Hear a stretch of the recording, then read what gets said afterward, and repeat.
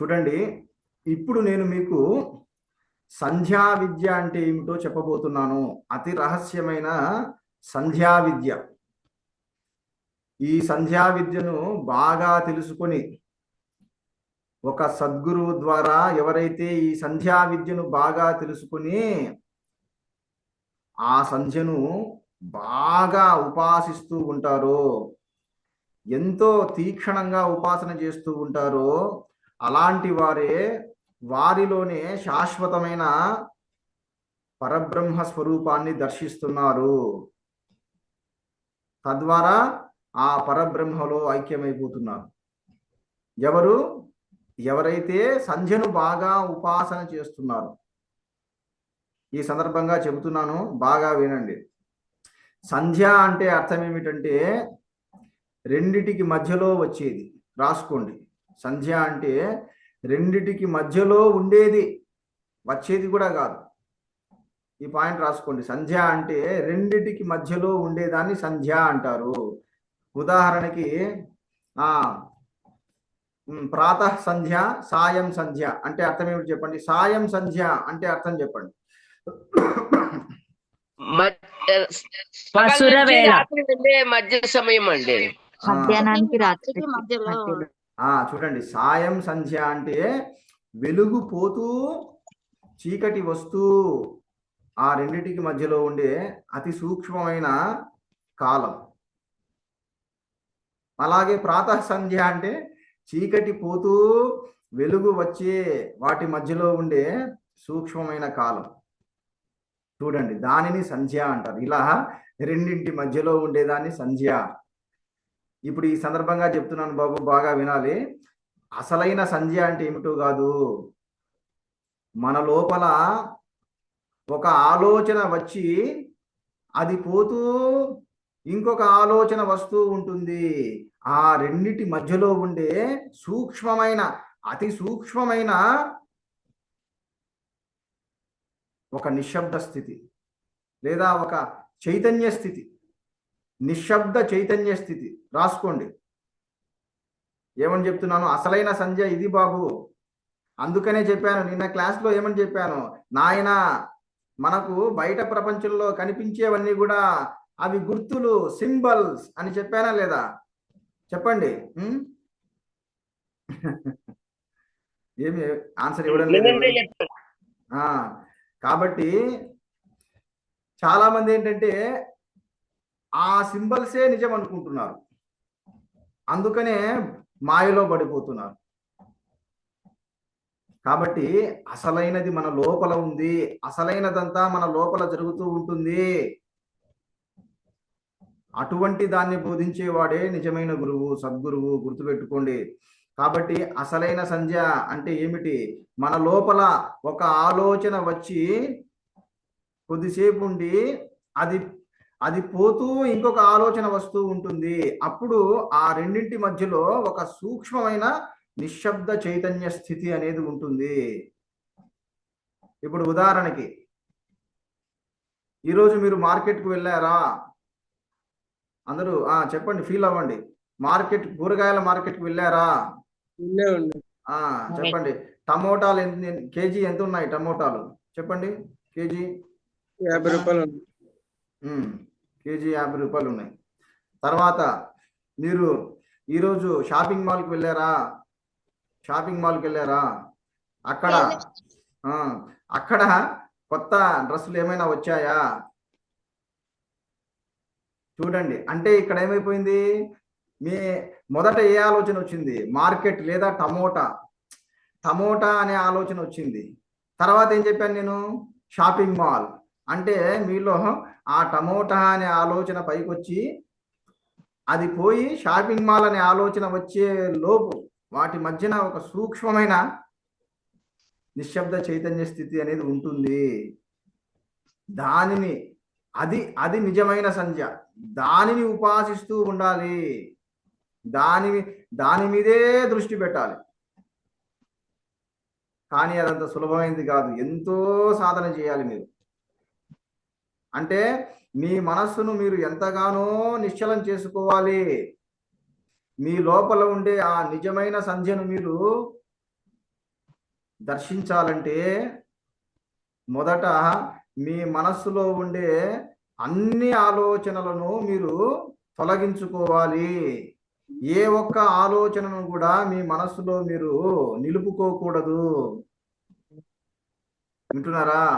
చాలా మంది ఏంటంటే కళ్ళు మూసుకుంటారు, వెంటనే ధ్యానంలోకి వెళ్ళిపోవాలి అని ప్రయత్నం చేస్తూ ఉంటారు. అది ఎప్పటికీ కాదు. మీరు తొందరపడుతూ ఉంటే మీ మనస్సు ధ్యాన స్థితికి వెళ్ళలేదు. గుర్తుపెట్టుకోండి. మీకు నిజంగా అద్భుతమైన ధ్యానం కలగాలంటే, లోతైన ధ్యానం కలగాలంటే మీరు మొదట ప్రశాంతంగా కూర్చోవాలి. ఎటువంటి టెన్షన్లు లేకుండా కూర్చోవాలి. అలారం పెట్టుకోకుండా కూర్చోవాలి. కొందరు అలారం పెట్టుకొని ధ్యానానికి కూర్చుంటుంటారు. అసలు అలాంటి వారికి ధ్యానం కాదు, పరధ్యానమే. అవునా కాదా? వారి దృష్టి దేని మీద ఉంటుంది చెప్పండి? మంత్రం మీద ఉంటుందా, అలారం మీద ఉంటుందా చెప్పండి? అలారం మీద అలారం మీద. కాబట్టి మరి అలారం మీద ఉంటే ఇంకా మీకు ఎప్పుడు టెన్షనే. అది ఎప్పుడు మోగుతుందా, ఎప్పుడు ఆఫీసుకి వెళ్ళిపోదామా. అందుకనే మీరు ధ్యానం చేయాలనుకున్నప్పుడు దానికి కావాల్సిన సమయాన్ని కేటాయించండి. అంతే తప్ప హడావిడిగా చేయకండి. కాబట్టి ఇదంతా ఎందుకు చెప్తున్నానంటే, చూడండి, మీ లోపల ఉండే ఆ అతి సూక్ష్మమైన సంధ్యను మీరు దర్శించాలంటే, దాని మీద మీరు ఫోకస్ చేయాలంటే మొదట మీరు ఏకాంతమైన ప్రదేశంలో కూర్చోండి. వింటున్నారా? కింద ఒక చాప కానీ ఒక వస్త్రాన్ని కానీ వేసుకొని ఒక ఏకాంతమైన ప్రదేశంలో కూర్చొని మొదట మీరు రిలాక్స్ అవ్వండి. వింటున్నారా? ఏమాత్రము మీరు కంగారు పడకుండా ముందు కొద్దిసేపు ఒక 5 నిమిషాలు బాగా రిలాక్స్ అవ్వండి. ఆ తర్వాత ఇంకా మీ మనస్సులో నుండి మెల్లిమెల్లిగా అన్ని ఆలోచనలు తొలగించుకోండి. వింటున్నారా? అంటే ఇక నాకు ఏదీ లేదు, ఎవ్వరూ లేరు అనే భావనకు వెళ్ళండి. వింటున్నారా? నాకు ఇప్పుడు ఇల్లు లేదు, వాకిలి లేదు, బంధువులు లేరు, స్నేహితులు లేరు, పిల్లలు లేరు, భార్యాభర్తలు లేరు. భావన చేయండి. ఇలా కొద్దిసేపు భావన చేస్తూ ఉండాలి. మీరు ఎంతగా భావన చేస్తుంటారో అంతగా మొత్తం ఈ ఆలోచనలన్నీ కూడా మీ మనస్సులో నుండి క్రమక్రమంగా తొలగిపోతూ ఉంటాయి. మీ మనస్సులో నుండి ఎంతగా ఆలోచనలు తొలగిపోతూ ఉంటాయో అంతగా మీకు మనశ్శాంతి కలుగుతూ ఉంటుంది. మీ మనస్సు ఆ పరమ శాంత స్థితిలో ఉంటుంది. కాబట్టి ఇలాగా మీ మనస్సులో మొత్తం మెల్లిమెల్లిగా అన్ని ఆలోచనలు తొలగించుకోండి. చివరికి నాకు ఏ శరీరము కూడా లేదు, నాకు ఏ నామరూపాలు కూడా లేవు అని భావన చేయాలి. వింటున్నారా? మొదటేమో ఇదంకు సంబంధించిన ఆలోచనలన్నీ కూడా తొలగించుకోవాలి. అంటే నావి అని సంబంధించిన నాది అని మీకు ఏదైతే అనిపిస్తుందో ఈ పాయింట్ రాసుకోండి. నాది అని మీకు ఏవేవైతే అనిపిస్తున్నాయో మొత్తం ఆ ఆలోచనలన్నింటినీ కూడా మీ మనస్సులో నుండి తొలగించుకోండి. వింటున్నారా? మొత్తం అన్నీ ఎగిరిపోతాయి ఇప్పుడు. ఎందుకంటే మీ భార్య పిల్లలు, భర్త పిల్లలు, ఇల్లు వాకిలి, ఆస్తిపాస్తులు మొత్తం అన్నీ కూడా దాని కిందికే వస్తాయి, నాది కిందికి. కాబట్టి ఆ ఆలోచనలన్నీ కూడా పోతాయి. ఇంకా చివరికి ఒకటి ఉంటుంది. ఏది? నా శరీరము లేదా నా పేరు అనేది ఉంటుంది. చివరికి దాన్ని కూడా ఇంకా త్యాగం చేయండి. అంటే ఇప్పుడు నాకు ఏ శరీరము లేదు, నాకు ఏ పేరు లేదు, నాకు ఏ నామరూపాలు లేవు అని వాటిని కూడా మీరు త్యాగం చేయండి. అప్పుడు మీరు ఒక నిరాకారమైన పరిపూర్ణమైన స్థితికి చేరుకుంటారు. ఆ పరిపూర్ణమైన స్థితిలో మీరు పరమానందాన్ని అనుభవిస్తారు, పరమశాంతిని అనుభవిస్తారు. అక్కడి దాకా రావాలి మీరు. ఇదంతా కూడా చూడండి, క్రమక్రమంగా మీ మనస్సులో ఆలోచనలు తొలగించుకుంటూ అక్కడి దాకా రావాలి. ఎక్కడి దాకా రావాలి చెప్పండి? ఎక్కడి దాకా రావాలి? నామరూపాలు త్యాజించేదాకా రావాలి. అది కరెక్ట్. అంటే ఇక మీరు నామరూపాలను కూడా తొలగించుకునేంత వరకు, మీరు నామరూపాలకు కూడా అతీతమయ్యేంత వరకు అక్కడ దాకా రావాలి. అంటే ఇక మీరు ఎలా ఉన్నారు ఇప్పుడు? ఎప్పుడైతే మీరు ఎప్పుడైతే మీరు మీ నామరూపాలను కూడా తొలగించుకున్నారో అప్పుడు మీరు నిరాకారంగా ఉంటారు, ప్లస్ పరిపూర్ణంగా ఉంటారు. అంటే complete, you will become complete. చాలా మంది ఈ విషయంలో భయపడతారు. గురువు గారు నామరూపాలు, నా రూపాన్ని కూడా తొలగించుకోవాలా, నా రూపాన్ని కూడా తొలగించుకుంటే నేను ఎక్కడ ఉంటాను అనుకుంటుంటారు. అదే పొరపాటు. చెప్పండి అయ్యా, ఈ సందర్భంగా మీ అందరికీ ఒక సూటి ప్రశ్న. మీ శరీరాన్ని చూడండి, మీ శరీరాన్ని మీ ఆలోచనలను పక్కన పెడితే మీరు ఉంటారా ఉండరా? సూటి ప్రశ్న చెప్పాలి. ఉంటామండి. కాదండి, పాత వాళ్ళు చెప్పొద్దు, కొత్త వాళ్ళు చెప్పండి. ఈ ఒక్క ప్రశ్నకు మీరు కరెక్ట్ ఆన్సర్ ఇస్తే మీకు తెలిసినట్లే. బాగా ఆలోచించి చెప్పండి. మీ శరీరాన్ని మీ మనస్సును పక్కన పెడితే మీరు ఉన్నట్లా లేనట్లా పోయినట్లా? చెప్పండి. లేనట్లే. అది కాబట్టి కాదండి, ఎప్పుడైనా మన విచారణ తెలియని దాని నుండి తెలిసిన దాని వరకు వెళ్ళాలి. తెలిసిన దాని నుండి తెలియని దాని వరకు వెళ్ళాలి. ఇది పాయింట్ రాసుకోండి. ఎప్పుడైనా సరే మన విచారణ అనేది from known to the unknown. మన విచారణ అనేది ఎప్పటికైనా తెలిసిన దాని నుండి తెలియని దాని వరకు వెళ్ళాలి. అవర్ ఎంక్వైరీ షుడ్ బిగిన్, అంటే our enquiry should continue from known to the unknown. ఇది బ్రహ్మసూత్రం లాంటిది. చూడండి, ఈ సందర్భంగా నా సమాధానం ఏమిటంటే, కొత్త వాళ్ళు ఆశ్చర్యపోతారు. మీరు మీ శరీరాన్ని మనస్సును పక్కన పెట్టినా కూడా మీరు ఉంటారు, ఇందులో ఏమాత్రము సందేహం లేదు. ఇదేనయ్యా నిజానికి అన్నిటికంటే గొప్ప శుభవార్త ఏమిటో తెలుసా? ఇదే నేను చెప్తాను. మీలో అప్పుడే కన్ఫ్యూజన్ ఉంటుంది. నేను ఆ కన్ఫ్యూజన్ క్లియర్ చేస్తాను.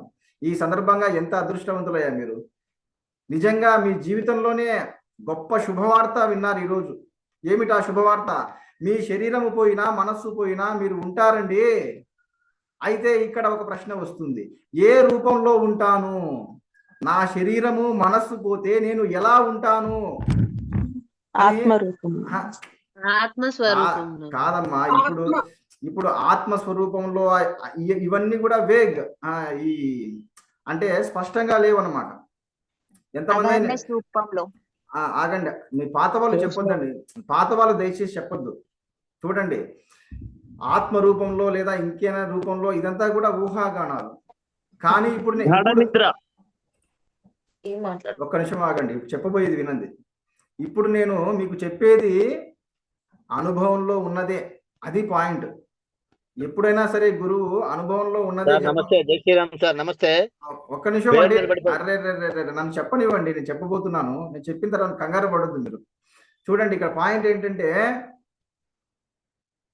మీ శరీరాన్ని మనస్సును పక్కన పెట్టినా మీరు ఉంటారు. ఏ రూపంలో ఉంటారంటే పరమానంద రూపంలో ఉంటారు. రాసుకోండి, ఆనంద రూపంలో ఉంటారు లేదా పరమానంద రూపంలో ఉంటారు. ఇప్పుడు దీనిని మీకు స్పష్టంగా చెప్పమంటారా? ప్రూఫ్తో సహా చెప్పమంటారా? మీకు బాగా నిద్ర వస్తుంది, గాఢ నిద్ర, వింటున్నారా? ఏ మాత్రం కలలు కూడా రానటువంటి ఒక గాఢ నిద్ర వస్తుంది. చెప్పండి, ఆ గాఢ నిద్రలో మీకు మీ శరీరము గుర్తుకొస్తుందా? చెప్పండి, ఆ గాఢ నిద్రలో మీకు మీ శరీరం కనిపిస్తుందా? చెప్పండి. లేదు. అలాగే మీకు మీ మనస్సు కనిపిస్తుందా ఆ గాఢ నిద్రలో? కనిపించదు. అంటే చూడండి, అంటే గాఢమైన నిద్రలో మీకు శరీరము లేదు, శరీరం యొక్క స్పృహ లేదు, మనస్సు లేదు. అయినా కూడా మీరు ఉన్నారా లేదా? చెప్పండి, గాఢ నిద్రలో ఉన్నారా లేదా? చూడండి, దీన్ని బట్టి ఏం తెలిసింది? శరీరము పోయినా మనస్సు పోయినా మీరు ఉన్నారు. అంటే నిజానికి మీరెవరు? శరీరానికంటే మనస్సు కంటే అతీతంగా ఉండే పరమానంద స్వరూపులు. ఆ పరమానందమే ఆత్మ. ఎంత అద్భుతమైన విషయం అయ్యా అసలు. అందుకనే మన వేదం కూడా ఏమని చెప్పింది? ఆనందో బ్రహ్మ. చూడండి అయ్యా, ఇప్పుడు ఈ క్షణమే నేను చెప్పేటప్పుడే మీరు ఫీల్ అవ్వండి, అనుభవానికి తెచ్చుకోండి. ఇప్పుడు కొందరు ప్రశ్నించవచ్చు, గురువు గారు నిద్రలో నేను లేను కదా అనవచ్చు. చెప్పండి. నిజంగా గాఢ నిద్రలో మీరు ఉన్నట్లా లేనట్లా చెప్పండి. ఉం? లేనట్లే మనకి చెప్పండి. తెలియదు కానీ మనం ఉన్నాం. చూడండి, కొందరు ఏమంటున్నారంటే గాఢ నిద్రలో నేను లేను కదా అంటున్నారు. ఆలోచించి చెప్పండి, మీరు ఉన్నారా లేదా గాఢ నిద్రలో చెప్పండి. ఉం? ఉన్నాం గురుగారు. ఉన్నాము కానీ మనకు తెలియదు ఉన్నట్టు. అది చూడండి, అంటే గాఢ నిద్రలో మీరు ఉన్నారు. ఒకవేళ లేకపోతే మీరు బాగా నిద్రపోయి లేచిన తర్వాత ఏమంటారు? నాకు ఎంత హాయిగా నిద్ర పట్టిందో అంటారు. మరి మీరు నిజంగా లేకపోతే ఆ హాయిని ఎవరు గమనిస్తున్నారండి? అక్కడ నాకు హాయిగా నిద్ర పట్టిందనే ఆ హాయిని, ఆనందాన్ని ఎవరు సాక్షిగా చూస్తున్నారు? అందుకనేనండి, అందుకనే ఇదే అసలైన విద్య, ఇదే బ్రహ్మ విద్య, గుర్తుపెట్టుకోండి. కాబట్టి అంటే మీ అసలైన రూపం ఏమిటి అంటే సాక్షి చైతన్యం. గుర్తుపెట్టుకోండి. అంటే మీరు నిజానికి ఎవరు అంటే సర్వసాక్షి పరమానంద స్వరూపులు ప్లస్ సర్వసాక్షి స్వరూపులు. ఇంకా ఒక ముక్కలో చెప్పాలంటే సత్ చిత్ ఆనంద స్వరూపులు. ఇదే నా అసలైన రూపం. రాసుకోండి, సత్ చిత్ ఆనందమే నా అసలైన రూపం. రాసుకోండి. చూడండి ఎక్కడి నుంచి ఎక్కడి దాకా వచ్చామో మనం. ఇదంతా మళ్ళీ సత్ అంటే ఏమిటి, చిత్ అంటే ఏమిటి, ఆనందం అంటే ఏమిటి, దాని గురించి మళ్ళీ నేను ఎక్స్ప్లెయిన్ చేశాను. పాత వాళ్ళకి ఎక్స్ప్లెయిన్ చేశాను. నేను మళ్ళీ మీకు నెక్స్ట్ కంటిన్యూ తప్పకుండా ఎక్స్ప్లెయిన్ చేస్తాను. మనకి ఇప్పుడు సమయం చాలా అయిపోతుంది. చూడండి, అంటే ఈ విషయాలన్నీ ఎందుకు చెప్పాల్సి వచ్చింది అంటే అసలైన సంధ్య. ఇక మీదట మీరు అసలైన సంధ్యను ఉపాసన చేస్తూ ఉండాలి, అసలైన సంధ్యను ధ్యానిస్తూ ఉండాలి. ఎక్కడుంది చెప్పండి? ఆ అసలైన సంధ్య ఎక్కడుంది చెప్పండి? ఒక ఆలోచన నుంచి మరో ఆలోచన మధ్యలో ఉండేటువంటి నిశ్శబ్దమైనటువంటి అది మీకు ఈ విషయాన్ని ఇంకా బాగా చెప్తాను, ఇంకా బాగా అర్థమయ్యేలా చెప్తాను. ఎందుకంటే దీని మీద నేను ఎంతగానో పరిశ్రమ చేశాను. ఎందుకంటే ఇది చాలా చాలా లోతైన విషయం. ఈ విషయాన్ని సామాన్యులకు కూడా అర్థమయ్యేలా చెప్పాలంటే బాగా ఫిల్టర్ చేయాలి ఈ విషయాన్ని. చూడండి, ఇప్పుడు నేను ఇంకా కింది స్థాయికి దిగి చెబుతున్నాను. మీరు ఆ సూక్ష్మమైన, అతి సూక్ష్మమైన ఆ సంధ్యను మీరు గమనించాలంటే నామరూపాలను పక్కకు పెట్టాలి. ఈ పాయింట్ రాసుకోండి. నామరూపాలను పక్కకు పెట్టి చూడాలి. అతి సూక్ష్మమైన ఆ సంధ్యాస్థితిని మీరు చూడాలంటే నామరూపాలను పక్కకు పెట్టి చూడాలి. అంటే దీని అర్థము, దీనిని మళ్ళీ డీకోడ్ చేయాలి. ఏమయ్యా అసలు ఇంత లోతుకుపోతున్నాం? దీన్ని ఎలా అర్థమయ్యేలా చెప్పాలి మీకు? శబ్దము లేకుండా, నామము లేకుండా మీరు వస్తువును చూడగలగాలి.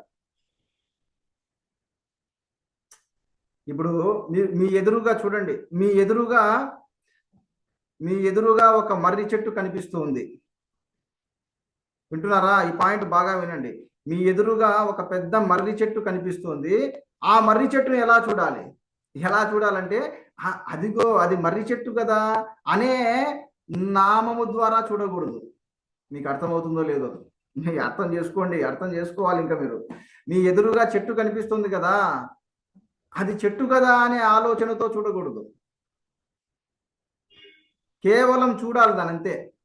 అంటే అది దాని యొక్క స్థితిని చూడాలి. మీరు చెట్టును చూస్తున్నప్పుడు ఇది చెట్టు కదా అనే ఆలోచన ద్వారా చూడకూడదు. అలాగే మీరు ఒక పక్షిని చూస్తున్నప్పుడు ఇది ఫలానా పక్షి కదా అనే ఆలోచన ద్వారా చూడకూడదు. ఇది నామరూపాలను తొలగించి చూడడం అంటే ఇది. అలాగే మీరు ఏ వ్యక్తినైనా చూస్తున్నప్పుడు ఇతడు నా స్నేహితుడు కదా అనే ఆలోచనతో చూడకూడదు, నా శత్రువు కదా అనే ఆలోచనతో చూడకూడదు. కేవలం గమనిస్తూ ఉండాలి. అర్థమైందో లేదో? ఎంతమందికి అర్థమైంది చేతులు ఎత్తండి. అర్థమవుతుందా లేదా? మళ్ళీ చెప్పండి. అది కాదమ్మా, మళ్ళీ చెప్పండి అని కాదు, మీకు ఏం అర్థమైందో చెప్పండి. ఇప్పుడు ఆగండి. ఇప్పుడు మీరందరూ నన్ను చూస్తున్నారు కదా, చూడండి ఒకసారి. మీరందరూ నన్ను పెద్ద స్క్రీన్ లో పెట్టుకుని చూడండి. కేవలం చూస్తూ ఉండండి. మీ మనస్సులో ఈయన ఆచార్య కదా, ఆచార్య శివయోగేంద్ర కదా, లేదా ఇతనేమిటి నామాలు పెట్టుకున్నాడే, లేకపోతే ఇతను కాషాయ వస్త్రం కట్టుకున్నాడే, ఇటువంటి ఆలోచనలు ఏమీ రాకూడదు. మీరు చెప్పేది నేను తీసుకోవాలి. నన్నుగా చూస్తూ ఉండండి. అంటే మధ్యలో ఏ ఆలోచనలను ఇంటర్ఫియర్ కానివ్వండి. Observe me without interference of any thoughts. అది చూడండి, కేవలం చూస్తూ ఉండండి అంతే. నిశ్చల స్థితితో చూడాలి. అది కరెక్ట్. ఎవరండి చెప్పింది? అద్భుతం. సత్యనారాయణ గారు వీడియో ఆన్ చేసుకోండి. ఈ సందర్భంగా మిమ్మల్ని అభినందించాలి. చూడండి, వీడియో ఆన్ చేసుకోండి. ఆగండి ఒక్క నిమిషం ఆగండి. ఈ సందర్భంగా చూడండి, సత్యనారాయణ గారు ఒక ముఖ్యమైన విషయం చెప్పారు. నెక్స్ట్ నేను ఆ పాయింటే చెప్పబోతున్నాను. ఇలా చూడడం వల్ల ఏమవుతుందంటే మీ మనస్సు కూడా నామరూపరహితం అవుతుంది. రాసుకోండి ఈ పాయింట్. మీ మనస్సు కూడా నామరూపరహితం అవుతుంది. అంటే your mind will become completely stable without నామరూప. అప్పుడేమవుతుంది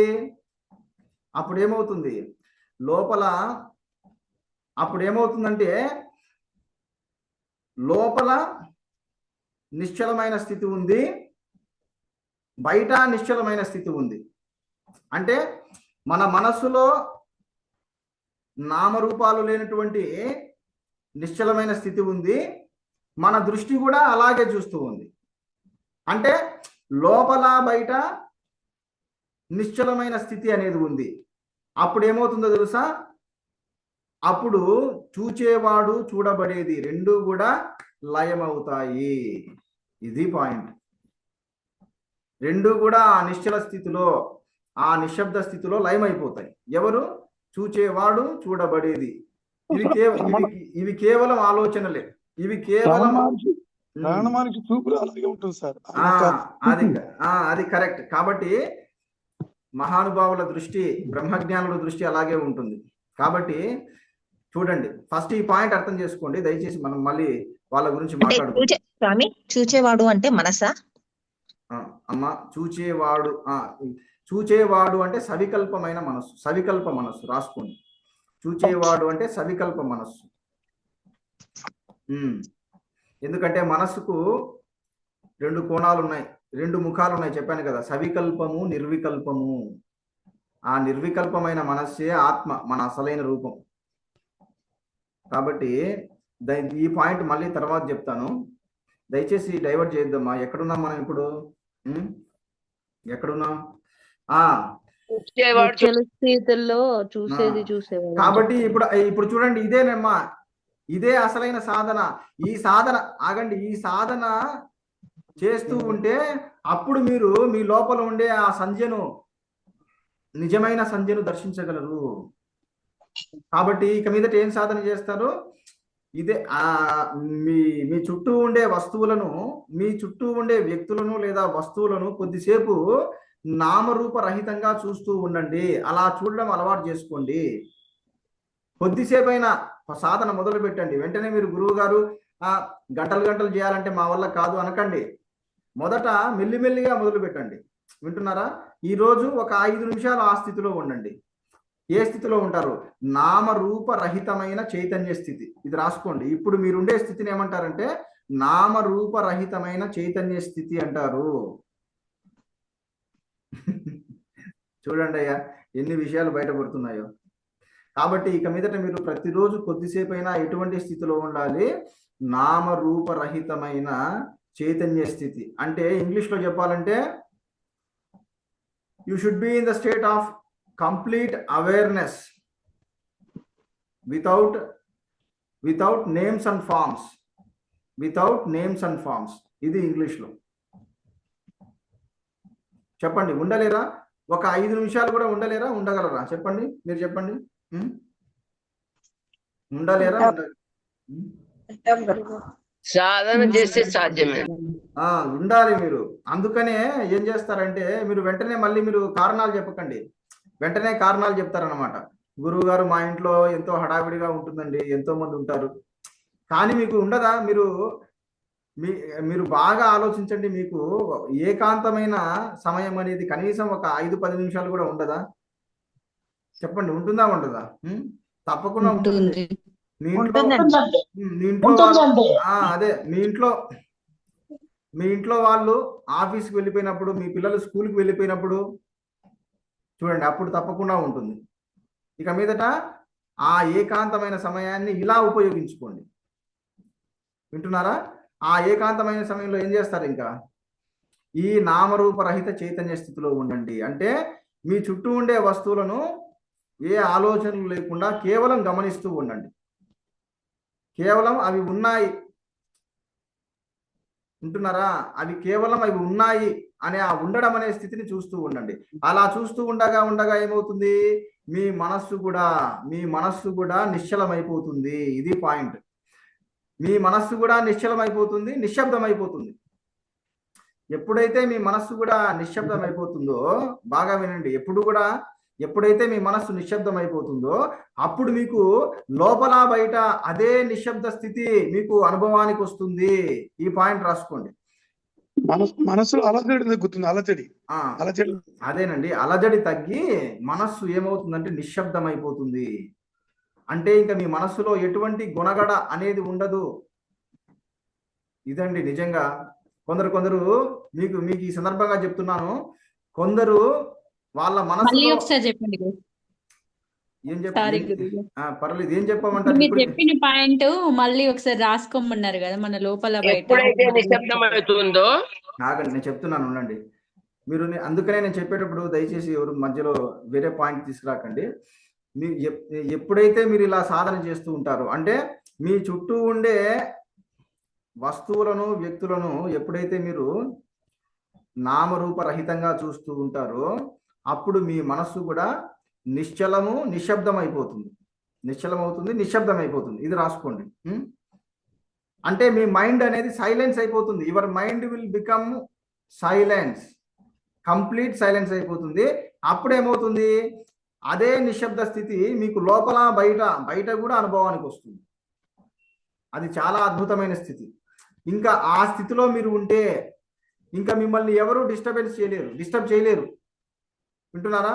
అంటే ఏ శబ్దాలు కూడా మిమ్మల్ని డిస్టర్బ్ చేయలేవు. ఎందుకంటే మీ లోపల మనస్సు నిశ్శబ్దం అయిపోయింది, అది చూసేటటువంటి దృష్టి కూడా నిశ్శబ్దంగా ఉంది. అంటే ఎలా చెప్పాలి? మీ మనస్సు నిశ్శబ్దమైపోయి మీ మనస్సు నిశ్శబ్దమైపోయి అన్నింటినీ నిశ్శబ్దంగా చూస్తూ ఉంది. ఇదయ్యా పాయింట్. రాసుకోండి. మీ మనస్సు అనేది నిశ్శబ్దమైపోయి మీ చుట్టూ ఉండే వాటిని నిశ్శబ్దంగా గమనిస్తుంది. అంటే without any reactions or without any emotions or without any names and forms. చెప్పండి, ఈరోజు క్లాస్ మీకు ఎలా అనిపిస్తుంది? బోరు మాత్రం కొట్టట్లేదు కదా? చెప్పండి బాబు, నాకు అసలు ఎలానే ఉంది. అమృతం తాగుతున్నట్టు అనిపిస్తుందండి.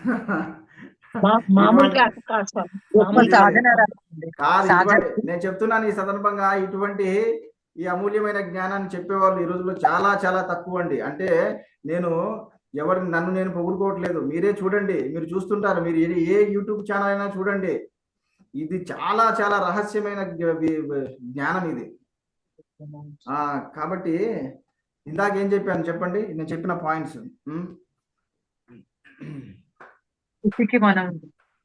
ఇందాక చెప్పాను చూడండి. అప్పుడు మీ మనస్సులో ఎటువంటి ఆలోచన నిశ్శబ్దంగా ఉంటుంది. అంటే మీ మనస్సు నిశ్శబ్దమయ్యి నిశ్శబ్దంగా చుట్టూ ఉండే వాటిని నిశ్శబ్దంగా గమనిస్తూ ఉంటుంది. అంటే దాని అర్థం ఏమిటి? నిశ్శబ్దంగా గమనించడం అంటే ఏమిటి? మీ మనస్సులో ఎటువంటి బయట అదేనమ్మా, నిశ్శబ్దం. అదే నిశ్శబ్దంగా గమనించడం అంటే చెప్పాను. అంటే ఆ మీ మనస్సులో నామరూపరహిత స్థితి. ఒక్క నిమిషం ఉండండి అమ్మా, ఒక్క నిమిషం ఆగండి. మీ మనస్సు నిశ్శబ్దంగా చూడడం అంటే అర్థం ఏమిటంటే మీ మనస్సులో ఎటువంటి నామరూపాలు లేకుండా, మీ మనస్సులో ఎటువంటి రియాక్షన్స్ లేకుండా, అది నేను చెప్పింది. మీ మనస్సులో ఎటువంటి రియాక్షన్స్ ఉండవు. ఆ స్థితిలో ఇప్పుడు ఎవరైనా వచ్చి మిమ్మల్ని సడన్ గా తిట్టారనుకోండి, వింటున్నారా, అప్పుడు మీరు అదే నిశ్చలమైన స్థితిలో ఉంటారండి. ఆ క్షణంలో మీకు అసలు ఏ మాత్రము కోపము రాదు కదా, అసలు ఆ పరమశాంత స్థితిలోనే ఉంటారు. అసలు అది అసలు మాటలో చెప్పలేము. అది మహా జ్ఞానులు అందరూ అంత గొప్ప స్థితిలో ఉన్నారు. అంతేకాదు, మీరు ఇక్కడ ఒక ప్రశ్న వేయచ్చు, అదేమిటి గురువు గారు, ఎవరైనా వచ్చి తిడుతూ ఉన్నా అలాగే ఉన్నారంటే ఒక రాయిలా ఉండడం కదా అని. కాదు, అది రాయి వంటి స్థితి కాదు, అది పరమ చైతన్య స్థితి, పరమ శాంత స్థితి. ఇంకా మీకు అర్థమయ్యేలా చెప్పాలంటే, ఎప్పుడైతే మీరు అంత గొప్ప పరమశాంత స్థితిలో ఉంటారో అప్పుడు మీలో ఉండే ఆ శాంత స్థితి మీ చుట్టూ ఉండే వాతావరణంలో వ్యాపిస్తుంది. ఇది అసలైన పాయింట్. అందుకనే చూడండి, మహాత్ములు ఉండే చోట, మీరు ఎప్పుడైనా భగవాన్ రమణ మహర్షి ఉండే చోట నెమలి వచ్చేది, పాము వచ్చేది, కానీ నెమలి పాముని ఏం చేసేది కాదు. అలాగే పిల్లి వచ్చేది, ఎలుక వచ్చేది, పిల్లి ఎలుకని ఏం చేసేది కాదు. ఎందువల్ల చెప్పండి? ఎందువల్ల అలా ఉండేవి చెప్పండి? అవన్నీ భగవత్ సన్నిధిలో ఉండడం వల్ల. అంటే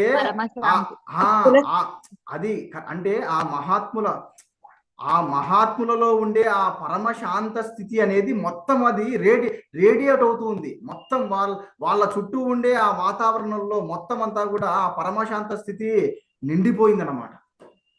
అందుకనే వాళ్ళ సన్నిధిలో కూర్చుంటే చాలు, వాళ్ళ సన్నిధిలో మనుషులే కాదు జంతువులు అలా ఉంటే చాలన్నమాట. మొత్తం అప్రయత్నంగా మనస్సు అనేది శాంతిస్తుంది, పరమానందాన్ని అనుభవిస్తుంది. చూడండి అయ్యా, ఇప్పుడు చెప్పండి, అది బ్రాహ్మీ స్థితి, అది ఆత్మస్థితి. నేను చెప్తూ ఉన్నప్పుడే మీలో తపన కలుగుతుందా, గురువు గారు ఎలా అయినా సరే ఈ జన్మలో ఆ స్పర్శ ఒక రవ్వంతైనా అనుభవించాలనే తపన కలుగుతుందా లేదా మీకు? కలుగుతుందండి. కలుగుతుంది. నిజంగా నాకు మాత్రం ఈరోజు క్లాసు చాలా ఆనందంగా ఉంది. అసలు ఇటువంటి విషయాన్ని చెప్పినందుకు. అయితే ఆచరించండి. ఇంకా చాలా ఉంది విషయం చెప్పడానికి. నేను మళ్ళీ తర్వాత ఎప్పుడైనా చెప్తాను. ఎందుకంటే అసలు ఇటువంటి విషయం చెప్పడానికి అనుకోకుండా చెప్పడం జరిగింది. లేకపోతే నేను భగవద్గీతలో మిగతా శ్లోకాల గురించి చెప్పుకుంటూ వెళ్ళిపోవాలి. గురుగారు, ప్రాపంచిక విషయాలను బావిలోంచి బయట తీసినట్టుగా ఉంది మాకు. అదేనండి, నేను అనుకోలేదు. చూడండి, యాక్చువల్ గా ఈ రోజు నేను మిగతా శ్లోకాలు చెప్పుకుంటూ పోవాలి. నాయన 16వ శ్లోకం చెప్పండి. అనంత విజయం రాజా కుంతీపుత్రో యుధిష్ఠిర. కాబట్టి బాబు, ఇంకా ఎవరెవరు ఉన్నారు మహారథులు, వాళ్ళు వీళ్ళు అని ఆ విధంగా చెప్పుకుంటూ. అందుకనే చూసారా, భగవద్గీతలో ఒక్కొక్క పదాన్ని డీకోడ్ చేసుకుంటూ వెళ్తే ఇంకంతే మనం తేరుకోలేం. చాలా లోతైన జ్ఞానం ఉందండి. ఇలా నేను 9 నెలలు కాదు చెప్పుకుంటూ పోతే 20 నెలలు కూడా చెప్పుకుంటూ వెళ్ళగలను భగవద్గీతను. కానీ అంతటి కరెక్ట్ గా వినేవాళ్ళు దొరకాలి నాకు. కాదండి, నాకు కరెక్ట్ గా వినేవాళ్ళు దొరికితే నేను ఎంతకాలమైనా సిద్ధమే. మొత్తము అంటారు కదా, నాకు ఏదైనా ఒక చిన్న ఆశ్రమం లాంటిది దొరికితే ఇంకా నాకు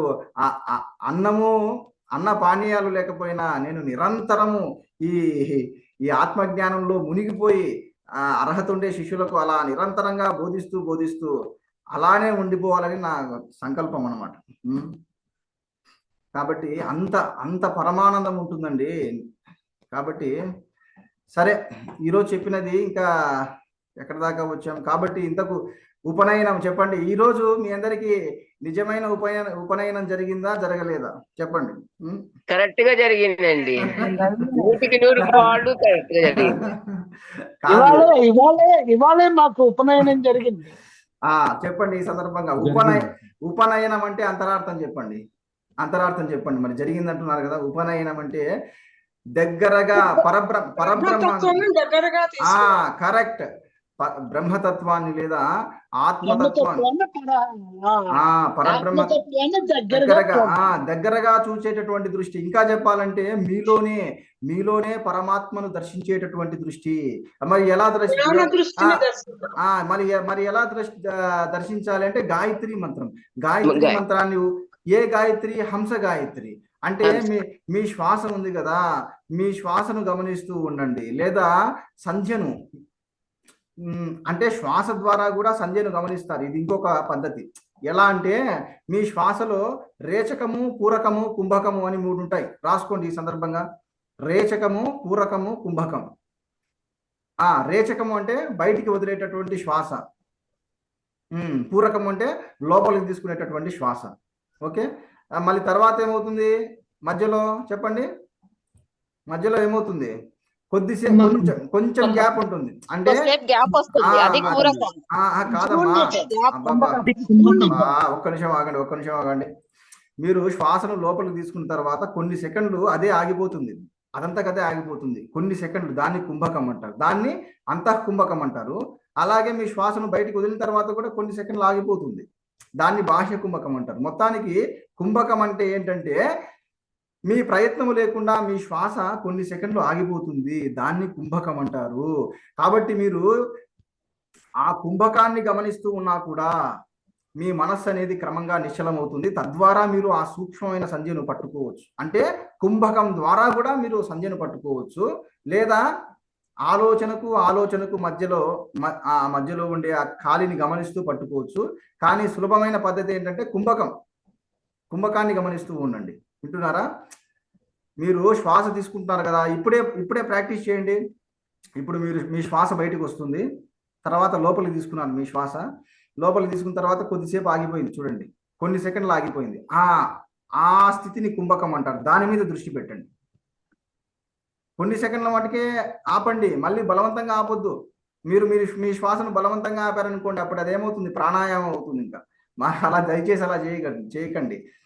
మీ ఊపిరి ఎన్ని సెకండ్లు ఆగగలదో అన్ని సెకండ్లు మాత్రమే ఆ కుంభకాన్ని గమనిస్తూ ఉండండి. అది ఇలా దీన్నే ఏమంటారంటే సోహంభావ ధ్యానం అంటారు. దీన్ని సోహంభావ ధ్యానం అంటారు. ఇది చేస్తూ ఉండండి. ఎందుకంటే మీ దృష్టి అంతా కూడా ఆ కుంభకం మీదే పెట్టండి. అప్పుడు ఏమవుతుందంటే మీరు ఏ పని చేస్తున్నా కూడా మీరు ఆ నిశ్చల స్థితిలోనే ఉంటారు. మీరు ఆ కుంభకం మీదే దృష్టి పెడితే ఏమవుతుందంటే మీరు ఏ పని చేస్తున్నా కూడా మీ మనస్సు నిశ్చలంగానే ఉంటుంది. మీరు మాట్లాడుతున్నప్పుడు, మీరు పనులు చేస్తున్నప్పుడు ఆ కుంభకాన్నే గమనిస్తూ ఉండండి. చెప్పండి, చేస్తారా? ఇంకా ఇప్పటి నుంచి క్లాస్ అయిపోయిన తర్వాత మొదలు పెడతారా లేదా? చెప్పండి ఆ సాధన. చెప్పండి. వెంటనే మొదలు పెడతామండి. మొదలు పెట్టండి కుంభకాన్ని. ఇప్పుడు నేను కట్ చేస్తున్నాను. కట్ చేసిన వెంటనే అదే ఆ కుంభకాన్ని పట్టుకోండి. ఆ కుంభకమే మీకు అసలైన సంధ్యను చూపిస్తుంది. అదే సంధ్యా విద్య పవనే ద్విజాత. కాబట్టి పవనం అంటే గాలి అంటారు, వాయువు కాదు. నిజమైన అర్థం ఏమిటంటే ఈ శ్వాస. పవనం అంటే శ్వాస. కాబట్టి మీలో ఆడే శ్వాసను ఆ కుంభకం మీదే దృష్టి పెట్టి సాధన చేస్తూ ఉండండి, పనులు చేసుకుంటూ ఉండండి. తద్వారా తప్పకుండా మీ అందరికీ గాయత్రి మాత అనుగ్రహం కలిగి మీలోనే ఆ పరమాత్మను సాక్షాత్కరింపజేసుకొని మీ జన్మను ధన్యం చేసుకుంటారు.